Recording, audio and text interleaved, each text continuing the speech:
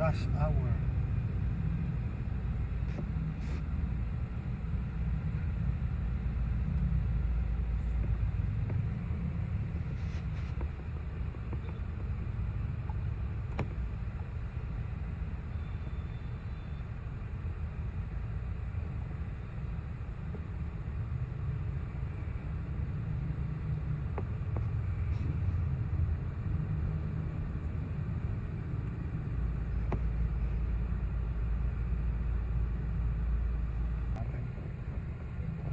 Traffic. Naku, baka hindi natin maabutan yung susunduin natin sa airport. Grabe, traffic. Rush hour. 6 p.m. rush hour.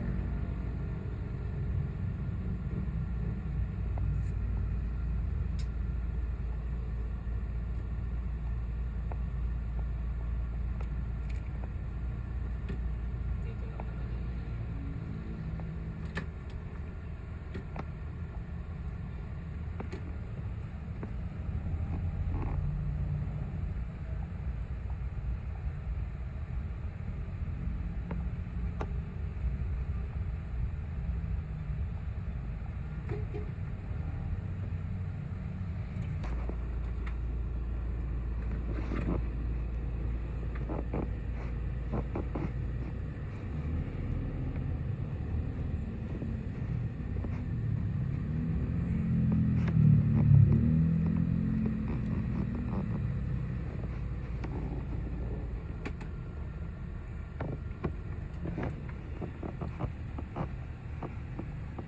Pasig River.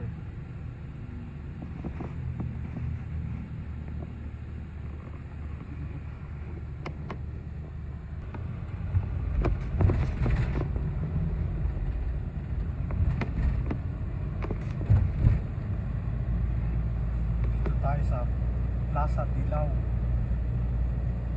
Entry Toll, Manila Skyway. Susundot tayo sa airport.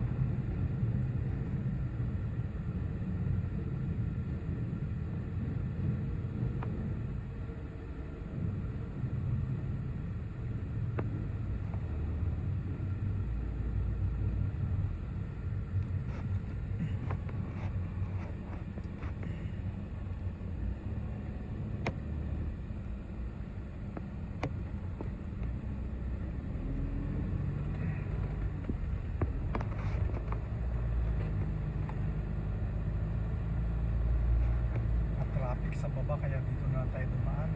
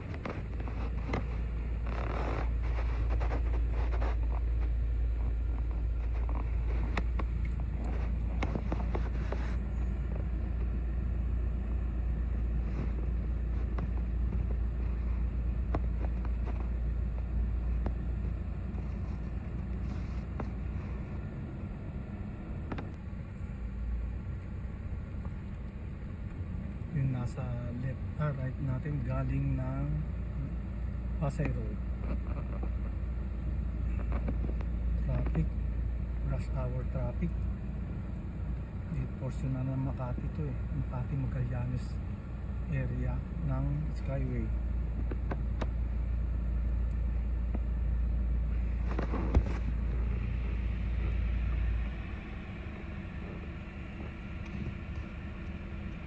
Slow moving traffic.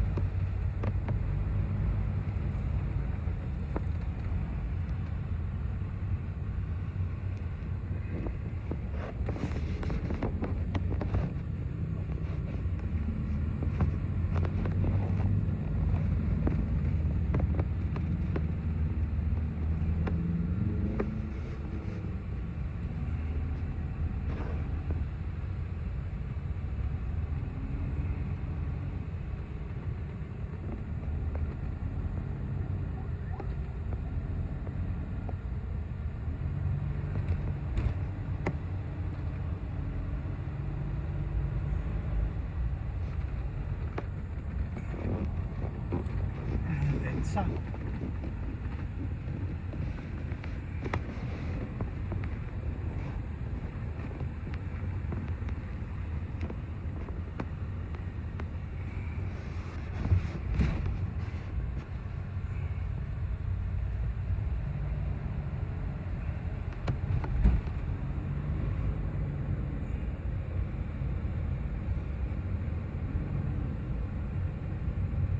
Voice lesson yun.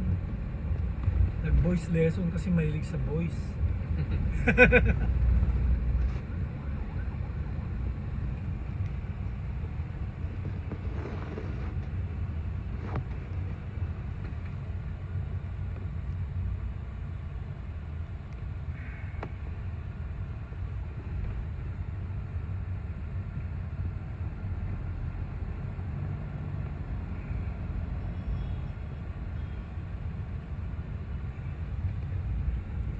So nandito na tayo sa Magallanes area ng Skyway.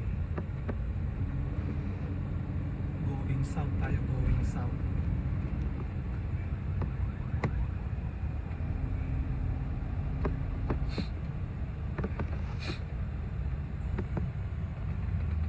Muebles Italiano, Lambutiti. Pare ano ang impotent? Ano yung impotent sa Italiano? So, Ano yun? impotent yung malambot, hindi tumitigas. Anong impotent sa Italiano? Ma? Nalalambutin. Lambutiti.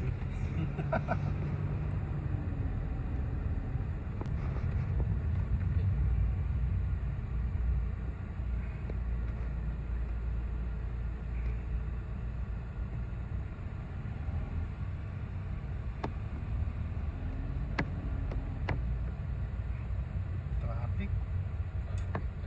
Oh, rush hour eh. Usually hanggang 8 to 9 yan ang traffic dyan. Pero pauwi kaya. From 5 to 9 kasi labasan eh. Ang pauwi maluwag, tignan mo kasi salubong tayo sa traffic eh. Kasi itong mga to pauwi ng south, pauwi ng Bikutan, Sukat, Alabang. Paglagpas mo ng Muntinlupa, maluwag na. Mga uwi, mga nagtatrabaho yan sa mga Manila. Manila yan. Umuwi Galing- ng galing Manila Manila, tsaka Makati. Pauwi ng Alabang, pauwi ng Sukat. Sukat. Dati nung araw sa Bikutan ako noon eh, umuwi. Traffic din. Wala pang Skyway noon. Pero may X-Lex na. Oh, may slicks naman. Noon lang pa yun, nasa Mititis lang yun eh. Kailan lang itong Skyway, no? Nasa late 90s siguro. 90s. Dati Makati hanggang Kwan lang to eh. Makati hanggang Sukat lang dati to eh. Ngayon mula Susana Heights na Dinugtong na. kumabit na sa Kwan connector. NLEX Lex connector.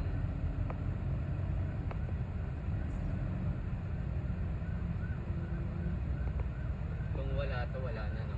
Ay, Lulog na grabe. Ilang X-Lex. beses na ako naiwan ng eroplano nung araw. Oh, galing ako ng Pan ha, Bikutan, papunta airport. Dahil Ang sa traffic. baba lang. Buti nga may mga skyway na sa mga airport eh. Totoo kaya yung may pasyente? Siga mo.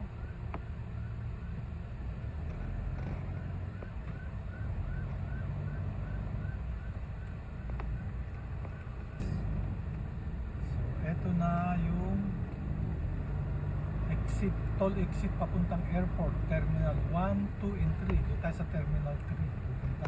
Huwag tayo. Ha? Terminal 1. Terminal 1? Ay, hindi sa PAL. Sa PAL. Hindi, International Airport ang 1 eh. Ang 2, usually mga PAL yan eh. 3, Cebu Pacific. Pero ngayon may halo-halo na. Ano, Terminal 1. Doon tayo pupunta? Arrival. Oh, Terminal 1 tayo. So, eto ang Skyway Newport. Ayun, Newport to. Nichols to eh, Nichols. Dati nagdadrive ako, may golf range dyan eh. Driving Newport. range. Dating resort world. Dating, hindi, resort world pa rin yung Newport. Oo nga. Anong pangalan na nag-iba? Dating Nichols yan, alam mo, golf club yan eh. Alam, tinamaan yung windshield ko ng golf balls. Dyan oh, sa may Nichols. Ah, Wala, nagreklamo ako. Buti nakuha ko yung golf ball, ito tumama sa kotse ko pa ako. So binayaran ako ng 14,000. Eh dinala ko sa Aguila Glass. Ang ina 3,000 na. 3,400 na. Kumita pa ako ng 9. 11. Kumita pa ako ng 9. Oh. Walang question. Sabi ko, nireklamo ko. Ito yung golf ball tumama sa akin ko. Oh. Sa kotse ko sa windshield, nag-crack. Ang nagbayad doon yung Yan. mayari. Hindi, yung Nichols. Basta pumunta ako din sa clubhouse nila. Newport. Sa driving range. Tinamaan yung windshield ko eh. Nag-crack. Terminal 1 tayo. Huwag pala na. Yung tanaw sa trip. So, ito ang Resort World. Port City tsaka Resort World. Halos magkapareho eh.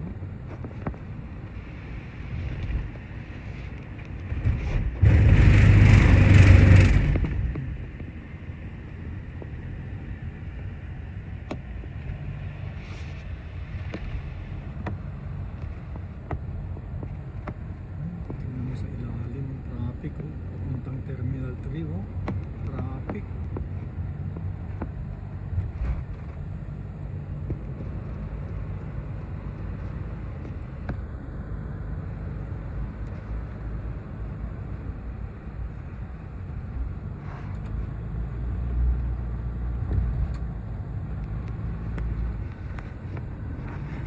Port City tsaka Resort World.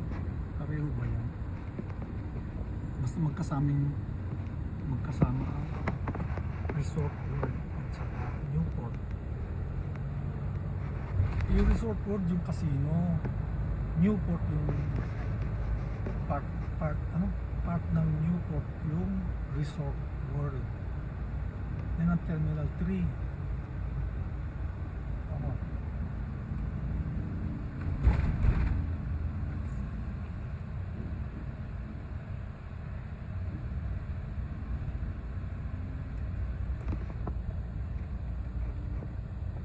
Biro mo kung wala itong skyway ng airport connector, naku, traffic.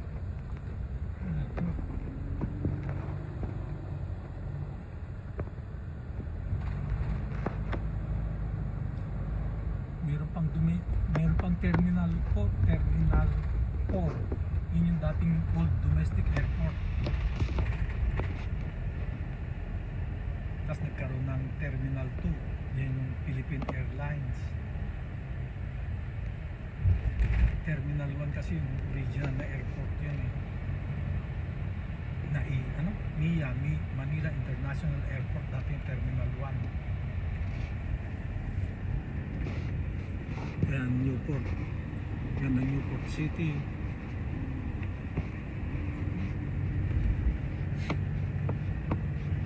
Yan, airport area yan. Terminal 1, 2, 3, and 4. Ito Terminal 2 to eh. Ay, Terminal 4, dating domestic airport.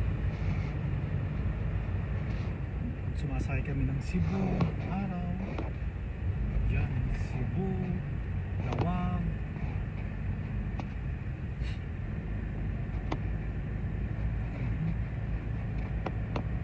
Palawan.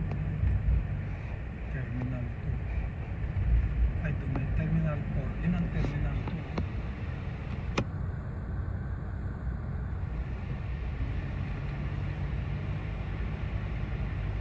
Dati exclusive yung Terminal 2 sa Philippine Airlines. Tas ang Terminal 3 Cebu Pacific. Ang Terminal 1 yun ang international at lahat. Pero ngayon may halo ng international ang 2 at saka 3. Dati exclusive lang sa palyang Terminal 2 eh. Tapos yung Terminal 3 exclusive lang sa Cebu Pacific. Ngayon eh, may halo na. Ang laki ng kinikita ng gobyerno dyan, akala nyo? Biro, bawat pasahero from 600 naging 900 na ang terminal fee. Biro, ilan ang pasaherong dumadaan. Sa kaya napupunta yung terminal fee nyo. Sino kaya gumaga? Dami. International tsaka domestic, nagbabayad sila ng 900 pesos. Dati 600 nung araw eh. Ngayon 900 na. Biro mo yung 900 isang tao. Tapos yung umuupa pa sa mga tarmac at saka kuwan. Malaki rin ang kita dyan. Tapos yung pinaparentan pa nilang kainan, mga restaurant. Ganyan lang yan, pero kung maraming turista, mas maraming kikitain ng Pilipinas. Pero ang daming tax dito sa Pilipinas, sa kaya napupunta yun? Ba't mahirap pa rin tayo? Sa dami na nakukulit ang tax, tsaka kung marami sanang turista. Ang dami na merong LTO, yung lahat na sasakyan, road users tax. Pagkakain ka, may tax, 12% VAT. Magparehistro ka ng sasakyan, milyon ng sasakyan ng milyon nagpaparehistro. Grabe. Pati motor, sasakyan, may tax yan. May VAT, may road users, mga customs, madami. Sa property pa, amilyar. Ito papuntang Bayan 2. Isa papuntang Macapagal Boulevard. Kung iisipin mo sa dami ng tax natin, dapat hindi tayo naghihirap eh. Dami-dami pera ng Pilipinas. Mangungutang pa yan pag kinakapos. Pag kinakapos yung kukupitin at nanakawin nila, mangungutang yan. Tapos hindi tayo pa utangin ng kung hindi mo tataasan ng tax. Kaya tumataas minsan ng tax natin eh. Dahil mangungutang tayo. Sabihin ng magpapautang sa akin, paano yung mababayaran niya? Ganyan lang ang koleksyon ninyo. O sige, tataasan namin yung property tax, tataasan namin yung VAT. O sige, pautangin na namin kayo. Pag tinaas na from 10 to 12, pinautang na tayo. Pautangin na tayo ng World Bank. Kasi nga, ba't ka naman pautangin kung kulang naman yung kinikita mo? Ba't ka namin pautangin, kulang kinikita mo? Magtakas kayo ng buwis. Kaya mahirap din ang utang ng utang eh. Utang ina nyo. Kung wala na silang nanakano, wala tayong nanakawi, wala tayong maibubulsa, wala tayong pork barrel, pataasan natin yung tax. Taasan ng tax na yun. O, taas nyo yung rehistro ng sasakyan. Itaas nyo yung VAT from dati 10% nga lang yung ginamang tol. Kasi ayaw tayo patangin, yung ginamang tol, pinangutang ulit tayo, di minanakabin ulit sila. Hindi mo, sa bagay, ang dami naman pasuswede, mga teachers, mga police, mga empleyado ng gobyerno. Oh. Pero ang dami natin kinukolektang amilyar, taas ng taas ang amilyar. Kaya minsan pag nag-advance ka, ayaw nila eh. Babayaran mo yung 5 years na amilyar o 2 years. Hindi, kasi pagtataas kami, pag kinapos kami, kaya 1 year lang pwede mong bayaran. Yung mga munisipyo, yung mga kuhan. Ayaw nila minsan pag nagbayad ka ng kuhan eh, ng tax ng kuhan. Ay hindi pwede. 1 year lang pwede mong bayaran na advance. Kasi pag kinapos kami, magtatas kami ng kuhan eh. Ng buwis, ng lupa. Reset.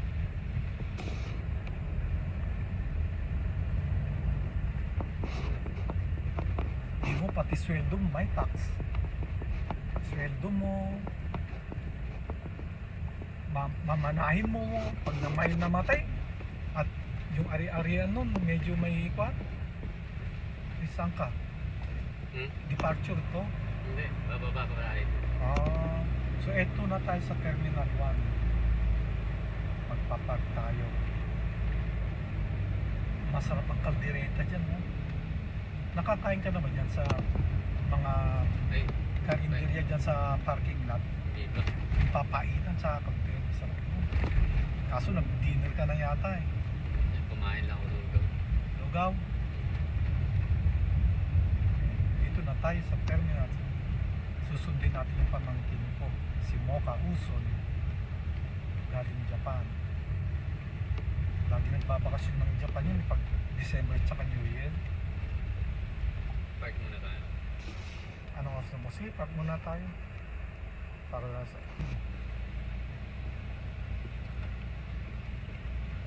Papark tayo dito sa parking ng NAIA 1 o Manila International Airport Terminal 1. Pwede rito pero dito tayo para madali. Dito tayo. Ayun o, car park. Oh, may 11 ka pa. Ganyan yung parking. Ayan, parking B. Lalakarin ko na lang. O, 1.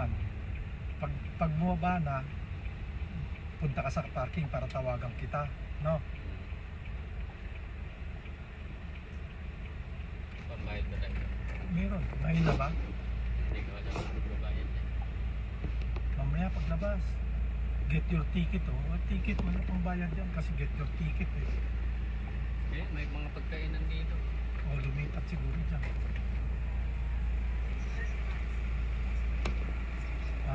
Kuha ka muna ng ticket bago magbayad. Paglabas mo saan ka magbabayad. No cashier at the exit. Well, please proceed to the parking payment station located beside mo. Beside parking B entrance. Dito beside, o dyan din. Ba't nilagay pa yan dyan? 11 daw yung bakante. Ayun, may bakante dun isa oh.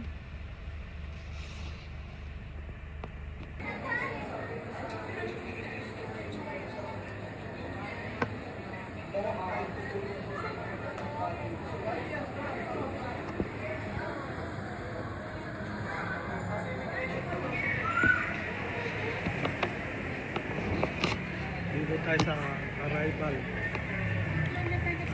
area ng Terminal 1. Ginagawa ang renovation. Nasasalubong.